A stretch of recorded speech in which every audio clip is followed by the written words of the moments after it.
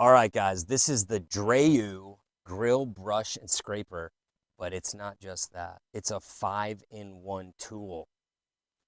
This thing's really cool. First of all, like I'm just going to show you quickly everything that it has. So this is how it comes. It comes assembled, and you've got a nice rubber grip here. It's a solid tool. So if you're like flipping burgers or steak or tofu or whatever it is, you're going to be able to do it with this thing. The cool thing about it is there's a few different things it does. It's got a serrated edge here. So you can actually cut burger, steak, vegetables or something on the grill if you need to. Um, on the back, we've got the wire brush for cleaning the grill, which why don't we just show you how that works. So basically you've got that here.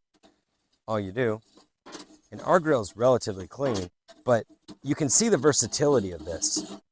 Because this is an attachment, right? But here's a cool thing. You can take that off, and now you can just use it to flip your burgers. Or you can use it to cut. Or, right here, that's a bottle opener. You can use it to crack a beer while you're out here with your friends, making whatever you're making. The last part, oops, put it on the right way. The last part is right here. Let's see, what is that for?